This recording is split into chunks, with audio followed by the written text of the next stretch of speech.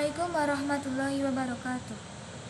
Alhamdulillahirabbil alamin wa bihi nasta'in wa ala umurid dunya waddin wassalatu wassalamu ala asyrafil anbiya wal mursalin sayyidina wa maulana Muhammadin amma ba'du. Yang terhormat Bapak Abdul Majid selaku dosen pengampu mata kuliah aplikasi komputer dan teknologi kelas C. Kemudian teman-teman yang saya banggakan dan saya sayangi. Yang pertama dan yang paling utama, marilah kita panjatkan puji syukur atas kehadirat Allah Subhanahu wa Ta'ala yang telah melimpahkan rahmat dan hidayahnya, sehingga kita dapat melaksanakan pembelajaran Aplikom sesuai jadwal yang telah ditetapkan tanpa ada halangan suatu apapun. Yang kedua, shalawat serta salam semoga tetap tercurahkan kepada junjungan kita Nabi Agung Muhammad SAW yang kita tunggu syafaatnya di yaumul qiyamah. Amin amin ya rabbal alamin. Perkenalkanlah, kami dari kelompok 8 akan memaparkan materi mengenai MySQL. Sebelum masuk ke materi, izinkan kami untuk memperkenalkan diri terlebih dahulu. Perkenalkan, nama saya Ike Nurhani, NIM 2119379 sebagai moderator. Kemudian ada pemateri. Yang pertama yaitu Tria Zulfa Husnil, yang kedua Zuhratun Nisa, yang ketiga Inayatul Maula, dan yang terakhir Kholisna Afiati. Yang pertama, kami akan memaparkan materi mengenai pengertian MySQL yang akan disampaikan oleh Mbak Inayatul. Kemudian ada macam-macam dan fungsi MySQL yang akan disampaikan oleh Mbak Tria. Kemudian ada kelebihan dan kekurangan dari MySQL akan disampaikan oleh Mbak Zahratun. Dan yang terakhir yaitu penggunaan MySQL akan disampaikan oleh Mbak Kholisna. Nah, untuk menyingkat waktu, berikut adalah materi mengenai MySQL. Perkenalkan, nama saya Inayatul Maula, NIM 2119372 akan menjelaskan mengenai pengertian MySQL. MySQL merupakan singkatan dari Structured Query Language.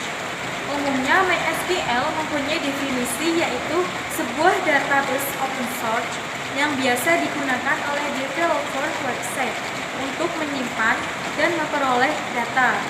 Contohnya seperti data di Twitter. Nah, sedangkan query mempunyai maksud perintah atau kemampuan untuk menunjukkan database dan memodifikasikannya. Misalnya pada tabel jadwal penerbangan pesawat.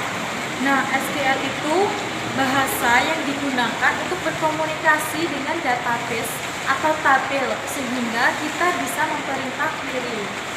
MySQL juga bisa digunakan di bahasa pemrograman apa saja, seperti Java dan lainnya. Kemudian contoh query yang sering digunakan untuk database MySQL sebagai berikut. Yang pertama ada select. Select digunakan untuk mengambil data dari database.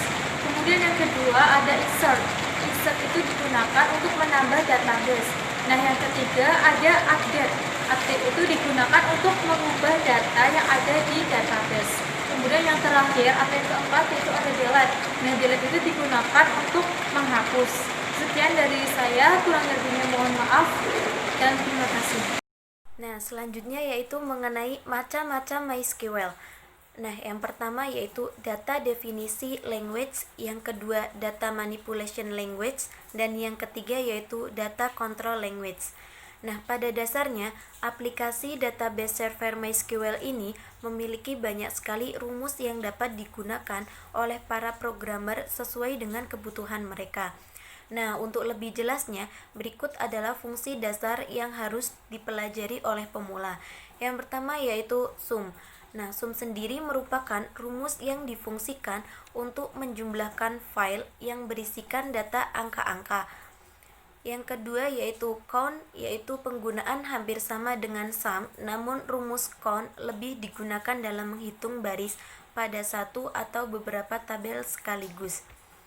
Kemudian yaitu min. Nah, min merupakan rumus yang digunakan oleh para programmer dalam menyeleksi nilai minimal dari file dengan data integer. Jika diterapkan, tampilan pola penggunaan rumus min sama seperti rumus sum ataupun count. Kemudian yaitu max, yaitu berbanding terbalik dengan fungsi min. Nah, max digunakan oleh para programmer dalam menyeleksi tinggi dari file berdata integer. Kemudian yaitu now. Nah, now sendiri merupakan rumus yang bisa digunakan untuk mengambil atau membidik waktu aktual. Nah, yang mana waktu tersebut akan berpijak pada pengaturan tanggal dan waktu di komputer server. Kemudian yaitu day. Rumus ini difungsikan untuk menerapkan hari-hari khusus pada file-file dengan data date ataupun data time. Kemudian yaitu avg. Nah, merupakan rumus yang difungsikan untuk menghitung rate atau nilai rata-rata dari file yang berdata integer. Kemudian yaitu cardate. Nah, cardate sendiri adalah rumus yang berfungsikan untuk mengambil data berupa tanggal pada hari tersebut. Kemudian yaitu year. Nah, sesuai dengan arti namanya berarti tahun. Nah, rumus yang satu ini difungsikan untuk menampilkan data tahun pada file yang bertipe date atau datetime. Kemudian yaitu date format. Nah, rumus yang satu ini merupakan bagian penanggalan juga bisa di-customize oleh programmer dengan fungsi date format ini. Kemudian yaitu yang terakhir date. Nah, date ini merupakan rumus yang biasa digunakan untuk mengambil tanggal pada file dengan date ataupun datetime. Terima kasih atas waktunya. Di sini saya akan menjelaskan kelebihan dan kekurangan MySQL. Yang pertama, kelebihan. 1. Merupakan salah satu software yang portable. 2. Merupakan salah satu DBMS yang open source. 3. Multi-user. 4. Memiliki tipe data yang bervariasi. 5. Memiliki fitur keamanan yang baik. 6. Administrative tools yang lengkap. 7. Struktur tabel yang fleksibel. 8. Dapat diintegrasikan sebagai bahasa pemrograman. 9. Tidak membutuhkan spesifikasi hardware yang tinggi. 10. RAM kecil dapat menggunakannya. Kemudian kekurangannya, yang pertama, sulit untuk diaplikasikan pada instansi atau perusahaan dengan database yang besar. 2. Support yang kurang. 3. Tidak populer untuk aplikasi game atau mobil. Sekian yang dapat saya sampaikan. Assalamualaikum warahmatullahi wabarakatuh. Baik, sebelumnya perkenalkan, nama saya Holisna Afiati, NIM 2119378. Di sini saya akan menjelaskan materi mengenai contoh penggunaan MySQL. Penggunaan MySQL untuk pemula. Yang pertama, pembuatan website dinamis ataupun blog. Yang kedua, pemrograman untuk pembuatan toko online. Yang ketiga, jaringan sosial dan komunitas tertentu. Yang keempat, klien dan informasi customer perusahaan. Yang kelima, custom database driver. Dan yang terakhir, guestbook.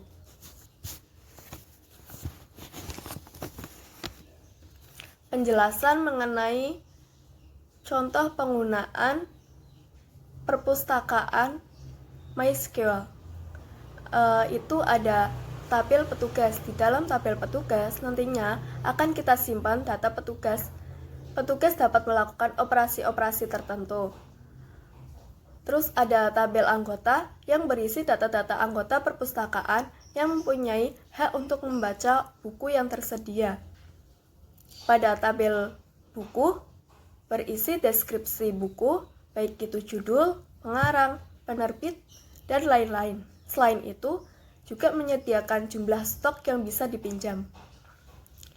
Pada tabel rak, untuk memberikan informasi lokasi buku, tabel peminjaman berisi data-data terkait peminjaman buku, dan tabel pengembalian buku berisi data-data terkait pengembalian buku dan besaran denda yang harus dibayar jika melebihi batas waktu. Demikian yang dapat saya sampaikan, kurang lebihnya mohon maaf. Terima kasih. Wassalamualaikum warahmatullahi wabarakatuh. Demikianlah materi yang dapat kami sampaikan. Semoga dapat bermanfaat bagi pemakalah maupun audiens lainnya. Kurang lebihnya kami mohon maaf. Billahi taufik wal hidayah. Wassalamualaikum warahmatullahi wabarakatuh.